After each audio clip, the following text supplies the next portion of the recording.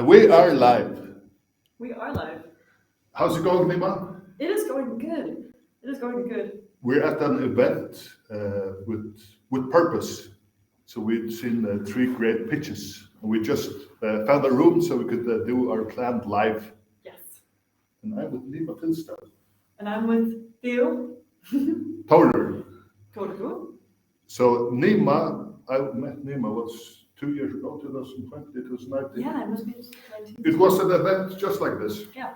I remember it was about food and entrepreneurship, innovation in food. And I was sitting right next to you. Like this, kind of like this? Kind of not, no, you were sitting here. You were sitting the other way around. Yeah, and I didn't know you were going to go on stage next. Yeah. And I remember you talking about the fishing industry. And that it was, there were some of the problems, the problems, the small fishermen were getting cheated. And that it was hurting the environment. And it was very new information for me. From the Faroe Islands, but I thought this is really cool, modernizing the fishing industry. Right, yeah. So I said, cool, I'm from the Faroe Islands, we need to talk. Yeah, So we've been selling some good Faroes fish. That's true. Up until Corona. Yeah, that's true. But how did you start in entrepreneurship? Well, I started in entrepreneurship, so it's a funny question because I actually started entrepreneurship when I was really young, or I had my first venture when I was in high school. Yeah. But I didn't think of it like, today entrepreneurship is so hyped, like you got the Shark Tank, Lions Den, you got like all these cool entrepreneurs online telling you on podcasts how you're going to start your own business and become your own millionaire. But I didn't have that association. When I say I'm not quite old, I'm older than I look, but when I was in high school, that wasn't really the association yet about entrepreneurship. So me and my friend, we started our own company where we had, we basically said we're waitresses with no training but very good attitudes. And then we hired people out for events and as bartenders and waitresses and things like that. So that was my first experience with entrepreneurship. And then we ran that for 4 years, or 3 years actually. It just was a small side thing, and we had some employees, we had an intern, and then we stopped it because I was like, I need to get an education. Like I need to be serious and do the right things. I went to Copenhagen Business School and got my bachelor's and then my master's. And then around then, I had an idea I was going to go into like work for the UN or something sustainable related or like doing good for the world. But then I met my co-founder, Christine, and she's my co-founder of Lobster, which is the company that we know each other through, and that I think was my let's be honest, like my only really successful venture. And then the reason that we're here today. So I met her, and she came to me, and she was like, I was working at the UN at the time, and she was like, Nima, where's all the fresh fish in Denmark? And I was like, I don't know what you're talking about. And she goes, she's from the US, and she was like, the fish that we see here in your supermarket is super expensive and it's old. And I've never seen it like that. So sometimes I think when you come into a new place, you see things in a different way. Yeah. And I was like, I have no idea what you're talking about. And she was like, there must be like a local fish market or something. We don't have that in Denmark. So we started going down to the local harbors and literally knocking on the boats and talking to the fishermen and saying, like, where do you sell your fish? And they sold it through loads of middlemen and at an auction 5 hours away. And we're like, okay, so and then they said, we're not earning any money though. And then we went to the restaurants and we asked them the same question, where do you buy your fish? And they were like, oh, we get it from a buyer who gets it straight from the auction. And we're like, okay, we can see the boats from here. Denmark has a lot of coastline. And we were sitting in the restaurants looking at the fishermen saying, those fishermen just caught the fish that's on your menu. Yeah. Why are you not just buying it from them? And they had all these bad reasons, right? They were like, oh, they're difficult to talk to. We never know when they're coming into the harbor. We didn't even know how to trade with them. Yeah. Because the fishing industry also has many regulations. You need to register purchases in a certain way. So there's all these like bureaucratic but easily overcomable issues. And that's when we realized that we could really create a more efficient supply chain. So we basically cut out all those middle steps and then we connected the buyer straight with the fisherman.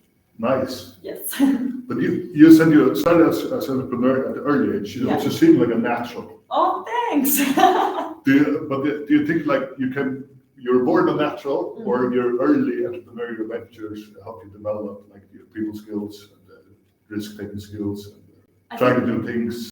It's a good question. I think some people probably are more prone to it, to be honest. Like I've also come to the point where I'm like, trying to find out what makes a good entrepreneur. And I think some people are made for it more than others because it is really hard. But I think some things can be taught. And the risk, we're at an event today with Purpose, which is called the Oops events, where they talk about their failures, like female entrepreneurs talk about their failures. And I think that's something that can be taught a little bit. Yeah. So you might be very risk averse and scared of risk in the beginning, but I believe you just have to kind of keep going and bashing your head, and you just have to fail a lot of times, and you stop being scared of it. Yeah. You know, like, and I think that's something where like the first failure is always the scariest. Yeah. Does that make sense? Yeah. I totally get it, and I love the name of this. It's with purpose. Yeah. Because I think, I totally agree. We need more females in entrepreneurship, not just from the side from equality, but as half of the market is women. Right. Who's going to solve the women problems if you don't know women's problems? Exactly. So we need more women. As a businessman, I think this is a great idea to have some women so I can know better about the other 50% of the market. Right. And so it's really good like that. You teach women how to be more risk averse, and Less risk averse, and also get clear on their values. Yeah. So you know what you stand for, because then it's easier to be risk averse. If you know, like, this is what our company does and this is what we want to do. So then you don't see the failures as failures, because as long as it's in what we want to do, is it pushing it forwards, did we learn? Are we knocking on doors? Maybe we're one of the doors will open. Right. And also, I think the only way to become more risk averse is by getting out there, doing it. Because it's, as neuroplasticity doesn't happen right away. You need a few times on the brain. Hey, I'm not going to die. It's not dangerous. Exactly. No, I totally agree with that. And because it's scary the first time, right? You build it all up in your head, and if you become too perfectionistic, you never do anything, right? You close yourself in. And I think that's first and foremost what you have to be able to do as an entrepreneur, is that accept that it's not about, I mean, of course you want to avoid failure, but it's not about never failing. It's about how do you get on from that point. And that's what you're saying too, right? And like you're saying, like pushing forward, because we were playing around with an idea for this event called like failing forward, right? Like you're failing all the time, but you're failing into the next step of your journey. And of course we all wish that we could do everything perfectly, but I just don't believe that honestly anyone's ever started a company and then just had no mistakes. You know? Yeah, it's like, if you're good at reflection, you get to get less mistakes. Exactly. So if you're good at looking back, analyze. You need to analyze, of course, but just go ahead where there's risk. And do it again and again. And I think, sorry, really quick, I think that's also what you're saying is really important. It's because if you do the same mistake many times, then you're not a fast learner. Then you're just an idiot. Exactly. No, but then you need to like catch on and take a hint. But if you're continuously changing, and what we call it buzzword, like you're continuously iterating and making small changes and tweaks, that's where you win. So it's about, you're completely right, it's about the analysis of the failure. I failed. Why? How do I do it better next time? If you can take those things with you. And you cannot learn those things in books. No. You can use books to guide yourself. Like with sales, as if you want to get good at sales, or you can't read a sales book, read a sales book while you're doing sales. If you want to get good at public speaking, you can't read a book on public speaking. You need to do public speaking, because then you understand it. Oh, this is what stage fear feels like. Or can I try this? Oh, this does not work for me, but this other thing works really well for me. And you're very good at sales, and I know you've worked really hard on that. I have. I started when I was tour guiding. I didn't know. I started as freelance tour guiding, tip-based. I didn't know there was money in it. So I did it just to challenge myself to walk with people, and you could get some tips to help a few $100 grand. It started out with that, but the first tour was terrifying. I choked the first 30 seconds because I never tried public speaking. There were like 30 people around me, and my system just went like, I didn't know it was going to be so scary. I prepared. I thought it was going to be awesome, but I pushed through it. I lost half of the people. Second tour, less scary. Within 2 months, I think I had my first tour with over 2,000 kroner tips. Wow. So I just went, vroom, and then you just had fun. And that way I learned about sales, I learned about people skills. But then I started learning more professional because I had no business acumen. So I went a bit more into some other jobs. I worked with some companies, did a little bit of sales, marketing, and then for me it was a lot of hitting, because I'd never been in that. But I don't know if you got like some lessons at a young age when you started. You said what was it you were waitering? Yeah, we were like no training but good attitude waitresses. So we were cheaper than the others, but we had a great attitude. We just smiled always, and we learned. That's amazing. It was amazing. We learned so much about customer service, and we would go to events. It could be private events or company events. And I think what I really learned there, I would say there's a couple of things. One is I remember my co-founder's dad saying, if you're not doing anything at work, it's because you're not being creative enough. Yeah. Right? So like if we're starting an event and we've washed all the dishes and we've cleared all the tables and everyone's sitting there drinking their coffee and the event is ending, then as good waitresses, we should figure out what to do to add value on top of that, right? Yeah. So it's the idea that when you're at work, you should always be focused on executing. Yeah. So like the whole idea that some people, you see waitresses and they're standing up against the wall and they're on their phones and or they're just going hunting a quick cigarette. It's like, no. When you're at work, you have a purpose, and our purpose there was to satisfy the customer, and that would tell me a lot about customer service, right? So it was also going in and evaluating a whole room and saying, we might be at a birthday, like a 50-year-old birthday, and you've got 100 guests, they're all eating, and we're taking care of the dishwashing in the back, and it was one, identifying what they needed. So being able to look into the room and say, oh, they're all running out of water, get the water on the table, or they're getting a little tired, we should put on the coffee now. And that might take like half an hour, like also being predictive, saying it takes half an hour to make coffee for 100 people, so we better get started now and start brewing that. Or, but also understanding that what they really need is no stress, right? Yeah. So we literally like had dishwashers breaking, we had like small fires in the kitchen, like things were going shit behind, but as soon as you walk through those doors, hi, can I help you? Do you need anything? And you'd go back and you'd be like, and there'd be water everywhere splashing, the dishwasher would be ruined, or like scrubbing everything. Once I burned, like, how many is this? 7 of my fingers, I had blisters on them because I was holding a tray that was like super hot. But it was like putting on the game face and being like, I'm going to take care of all this shit happening back here, but to you, the customer, I will make sure that you think this is the most smooth evening ever. And we also got huge tips, because it's about making them happy and making them. Yeah, it's the same as my story. Yeah. Because you go into that for self-development, to learn and to have fun. Yeah. And you study like how do you manage like a room, and how do you manage when there are a crisis. I had the same, some got involved, stolen, and if you have 50, somebody could be up to 50 people. I had to lead through the whole city. Yeah. So you learn about these things that you really can only learn by being right in the action. Exactly. Yeah. When there's crisis, in real crisis. Yeah.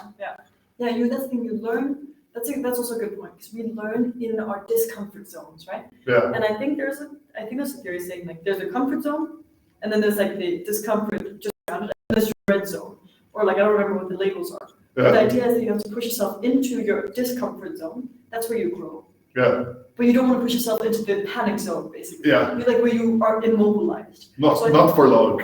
A little bit. That's the thing. You can be uncomfortable. Like that's okay. And I think that's something we have to learn in our own growth journeys. Is like you might be uncomfortable, but as long as it's not literally putting you like into a corner crying, you're going to be okay. As long as you can survive it and manage that uncomfortability, that's when you're going to grow as a person. Yeah. It's such a good point. And as the same with stress, because you really have to look at negative emotions and stress in a different way. Yeah. Sometimes it's really good to be in extreme stress, but you don't want to maintain it. It's going to affect your health. Exactly. Go sometimes, because then you expand your stress muscle. Yeah. So stress sometimes is good. This is very challenging. Like when in Blue Lobster we had lost a big shipment. Yeah. This is a oops story. It's a fuck up story. That's a good ending. Yeah. So I don't know who was at fault or something, but there was a miscommunication with me and the team back home, because I thought the order was finished, the order was not finished, and I had not gotten the 50 kilos halvdagsre, and there were 2 huge customers, and we could not lose them. No. So to you said we have to find a solution. Yeah. Can fly it, because we had to get to 2 days. And so Tor, can you fly? I said, I can't fly. I just said, where there's a will, there's a way. I just said, I had no idea. So I started making calls transport companies. I started making calls to the customs, and apparently there was like a huge.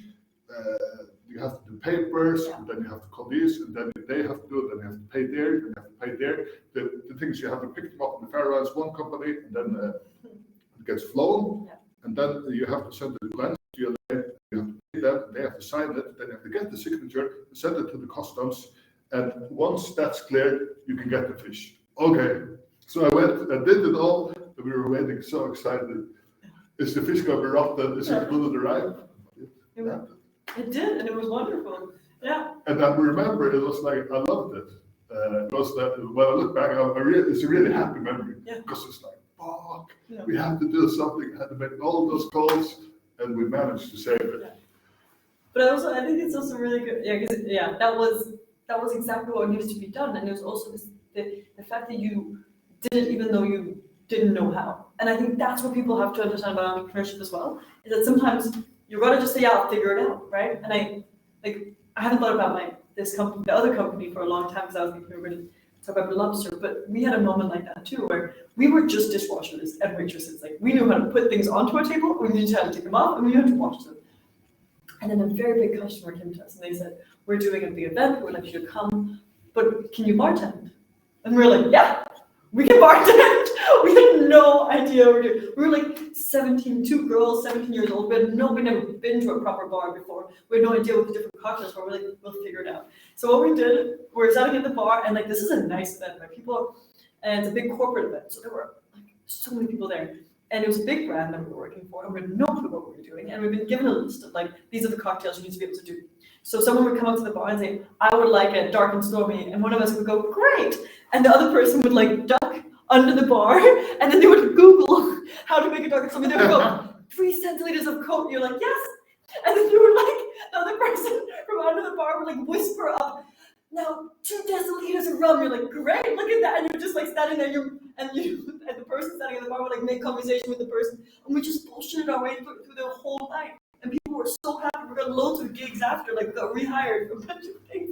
We had no idea what we were doing. But as you, like, sometimes you gotta just say, yeah, we can do that, and then figure it out. Yeah, man, just do your best. Do your best. So don't be like, oh, I'm scared now. I have to be realistic. Like, stay in my realistic zone. Exactly. No, let's be a little bit unrealistic and let's be resourceful. Yeah. I just came to think about one thing. Sales. Yeah. When I call someone, it's not for me just calling us. Everything is, you want to make a good impression. You want to. Yeah. So when I call someone, I have a big problem sitting down, relaxing. Okay. Yeah. And I think that has to do with what I've been told. I think I always like with the group and talk. So if I walk while I talk on the phone, it's so much easier for me. Okay. It's so much easier. Okay. So I need a place where I can walk. Then I'm comfortable. Okay. I'm very comfortable. It doesn't matter what sale it is. Yeah. I'm very comfortable. But if I sit like in my room, and I think it's probably because that's where I'm used to like tour guiding in that.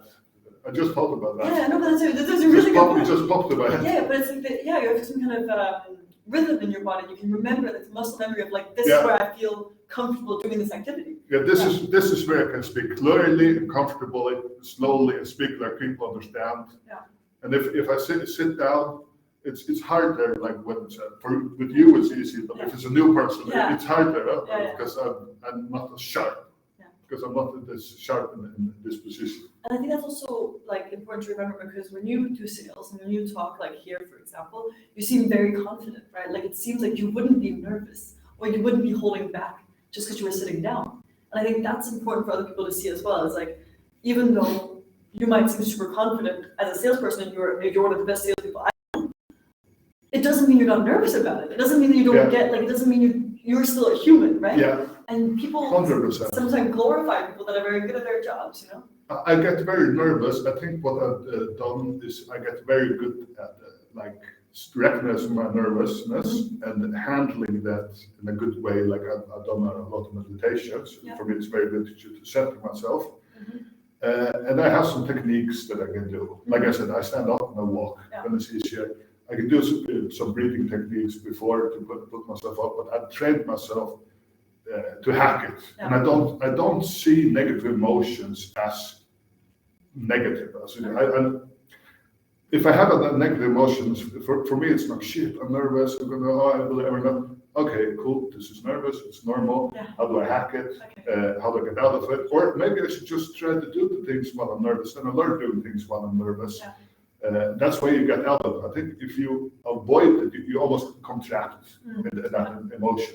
Yeah. So if you're nervous, if you avoid doing, if you paralyze yourself, then you stay in it. Yeah. So it's so important that you get a good relationship with negative emotions. And don't see them as negative, see them as growth. Because I know the more I stay, the more, if I do things always, entrepreneurship breads, always comfortable, always in the flow, I'm never a bit nervous, that means I'm not expanding. Yeah.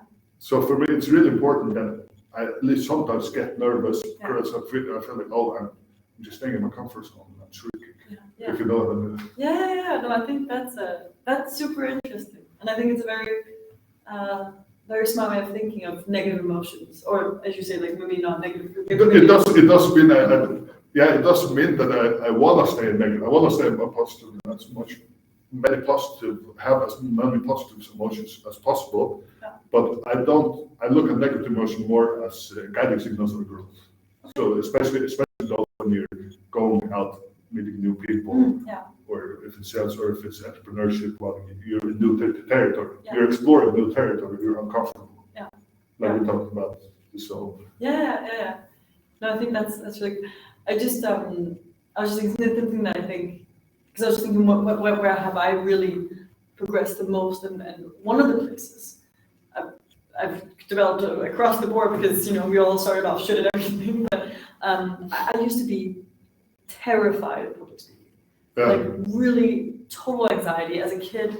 Oh my god, I was really, really scared, like really, really scared. And today, I mean, I get paid to speak publicly, right? Like I literally have made it something that that I'm good at. I'm just like, it's also difficult to say you're good at something, but I think I'm good at public speaking today, and other people think so too. But it used to be something that like scared my socks off.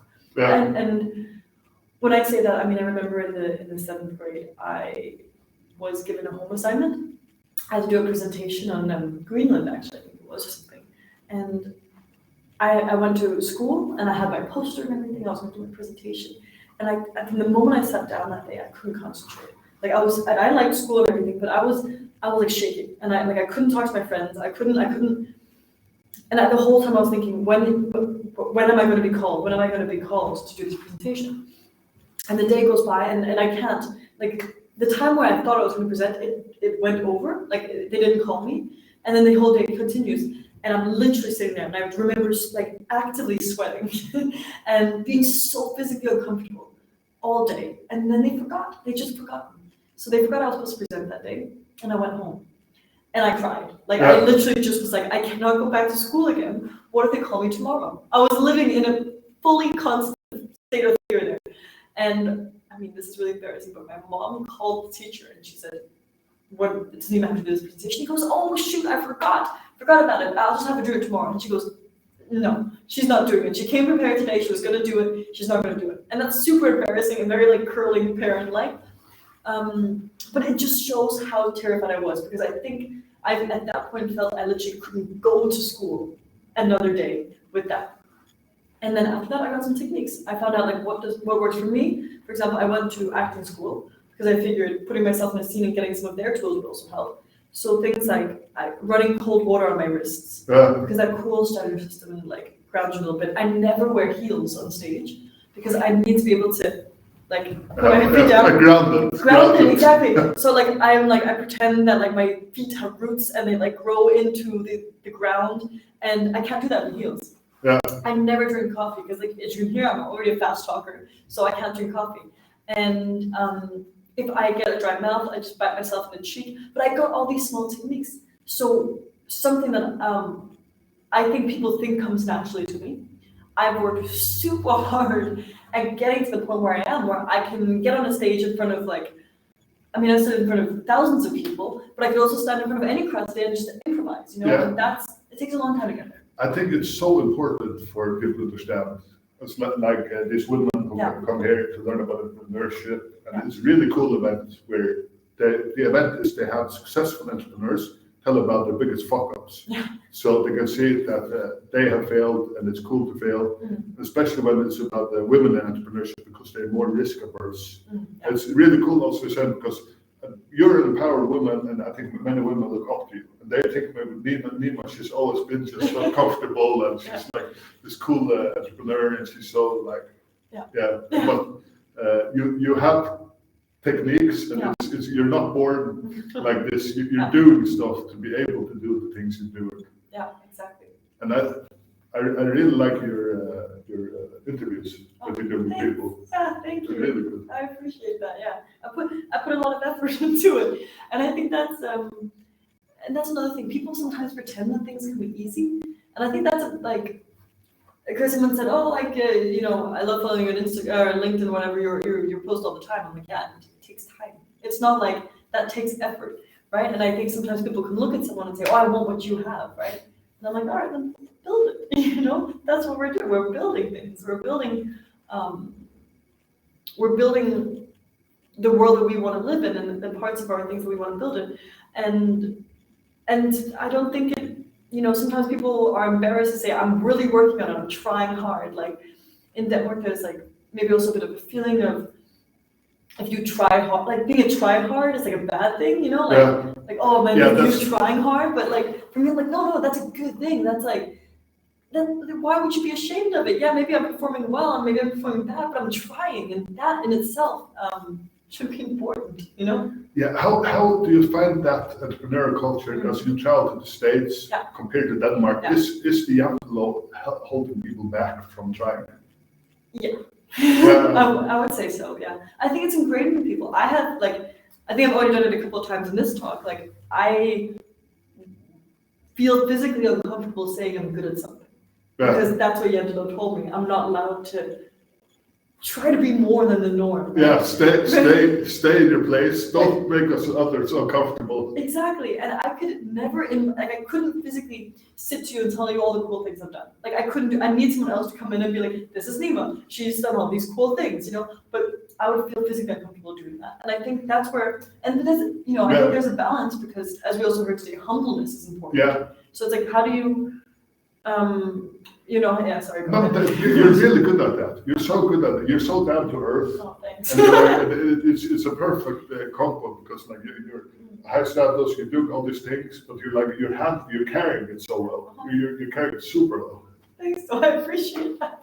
But I think that's the thing. I think there's probably a balance somewhere between the incredibly like American attitude and Jendela. Like there's probably a healthy middle ground. Yeah. But if you ask me if Jendela is holding people back in Denmark, I would say so, because like the average person is being kind of somehow blocked, myself included, by not wanting to stand out, not wanting to look like a try-hard, not wanting, like people just kind of have to feel like, oh, I just fell into this, and like you can't say I had this ambition, because being ambitious is also bad somehow, and I think those things we can change. Yeah. But I think there's also something nice about the humbleness aspect. It's where the ambition is coming from. It's coming from insecurity. People can feel that. So you really have to look at where's your ambition. It's proof everyone. Yeah.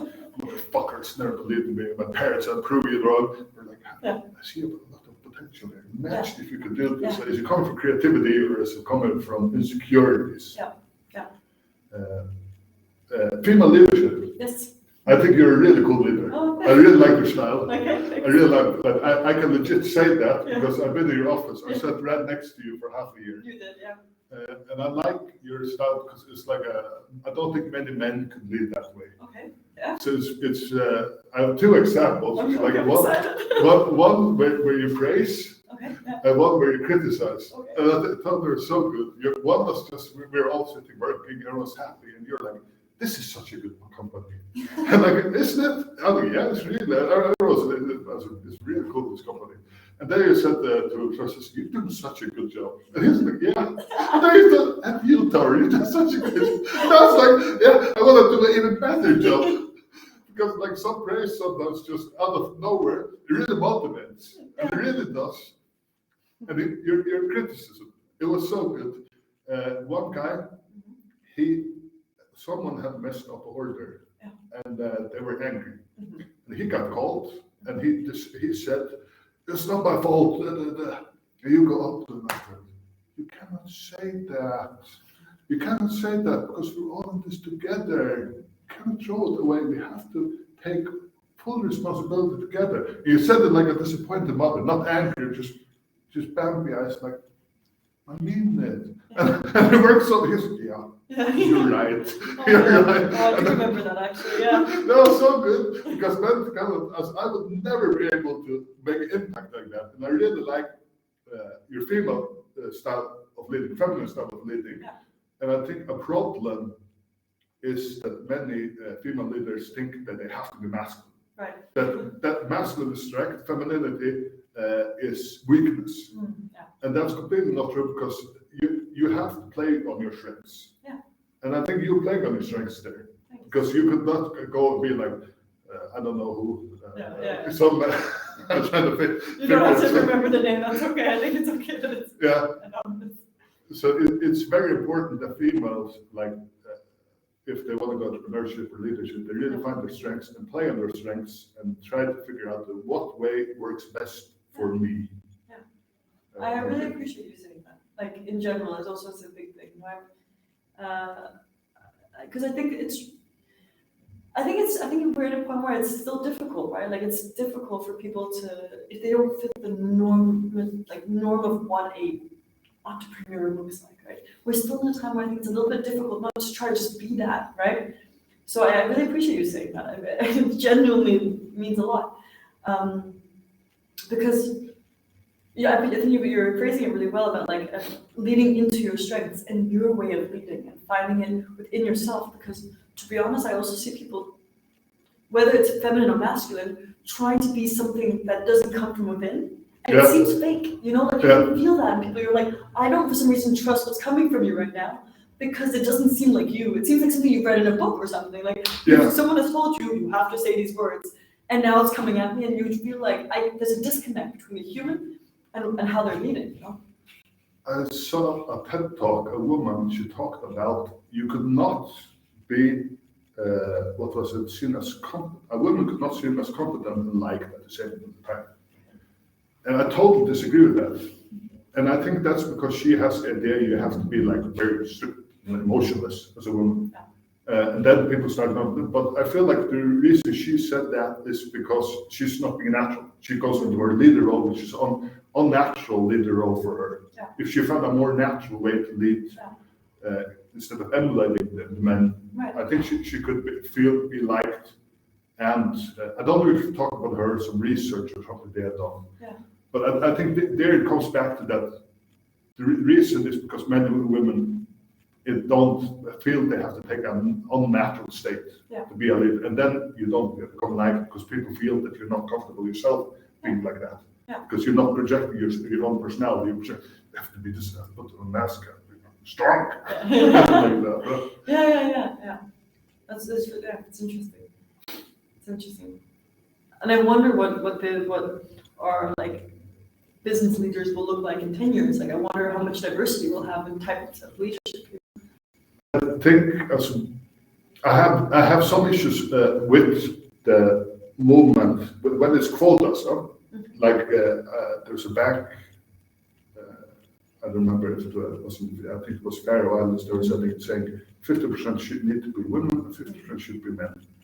But if you look, there are 20% women here.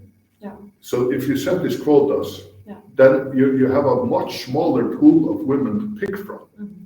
And then the women are going to be naturally less competent, not because women are less competent as leaders, but they're just going to have a bunch of, and then you said, why are you picking leaders, like women leaders, they're no good, but it's because you pick from a much smaller pool. The best thing you can do, where women are underrepresented, is finding female role models, putting extra effort into finding female role models, and doing it organically. So I'm very against quotas. Anyways, you have to look at like where can we get more women, and how can we find more women talents? Put extra effort into finding women talent, so it can become organically. So you can nurture them. So you can find this woman who maybe are scared to go into entrepreneurship and motivate them. That's the only healthy way to do it. I understand some other people, and it has to be fair. Women have a prosper. I understand that. but in the long term, it's not going to benefit, in my opinion. I see what you're saying. I think it's a really tricky one. I think because and by the way, I think you're actually right in the sense that role models one of the most important things you can do, because we all look at people and then we can imagine ourselves being certain things, right? And I've gotten this question quite a lot of times, like, who are my role models? And to be honest, it's a little bit embarrassing because I don't have like really strong role models, but there are bits and pieces of people I like, and they're both men and women. But research does show that role models will help women get into new fields. Yeah. So you're 100% right there. I think that the issue with the quota situation, let me put it this way, I think what we're seeing, I don't know about the Faroe Islands, but in Denmark, we are moving very, very slowly. Like I think Denmark is performing below like Sweden, Norway, Iceland, and really actually the rest of Europe when it comes to females in entrepreneurship. And I don't think Denmark realizes. So I think in Denmark we have a false sense of equality, or meaning in the sense that we think we're very progressive on that front, and we're not. Like we're actually really, really low in EU rankings of women in entrepreneurship. We are super low in the OECD countries as well. And I think we're ahead of the pack because you can see like Sweden, Iceland, Finland, Norway, they're up there taking the top spots, right? So we like, okay, we're up there too, but it's not true. So how far is Denmark behind? Quite far. Like I would say that the Nordic countries are like top of the pack. Yeah. And I don't want to misquote anything, but we can put all the stats in the comments maybe afterwards. But we are like, I believe in the bottom 5 of countries in the EU in terms of female entrepreneurs. Yeah. And we are also dead at the bottom for OECD countries in terms of that's women in business in general.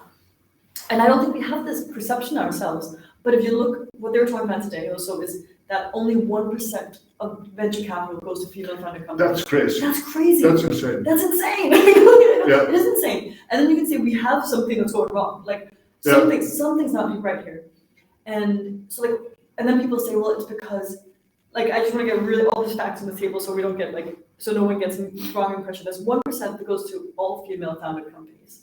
There's 6% that goes to blended teams. So if you and I started a company together, we could get 6% of the funding. The rest of the 93% goes to fully male-founded companies. And then you say, I'm just going to pretend. Then people say, oh, it's because there's no female founders. That's not true.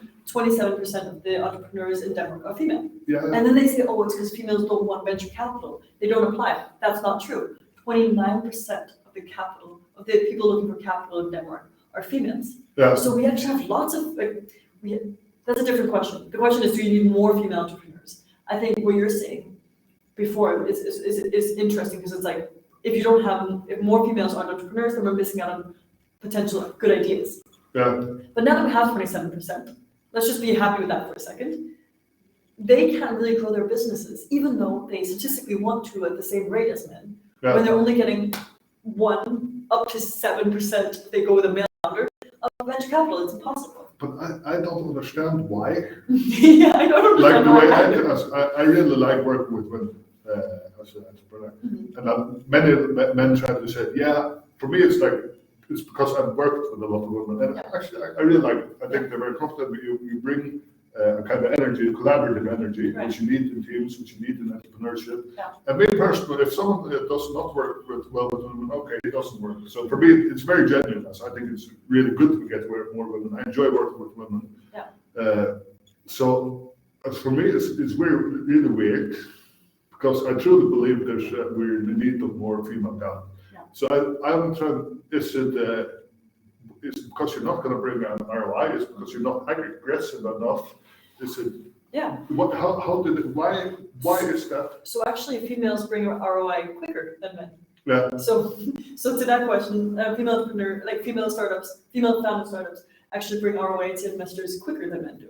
So it's not that.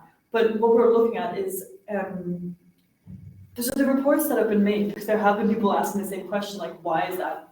So they're looking into it. It's things like I mean, it's this bias in people. So a lot of investors are men, and people tend to invest in people that remind them of themselves, right? Yeah. Look at someone, like, oh, I like what you do. I used to do that. I'm going to give you money, you know? Yeah. And unfortunately, it's very human. So one thing that people have said, one is like to get more females. Money is getting more females to invest. So getting more female investors into the landscape would also just open up people's like ability to reflect themselves in the people. Another thing, which I think, okay, so something I've found is that men generally during investment rounds are asked, what are your dreams? And women generally are asked, what are the risks? Yeah. And that's, so you can see that investors are approaching the genders differently. Yeah. And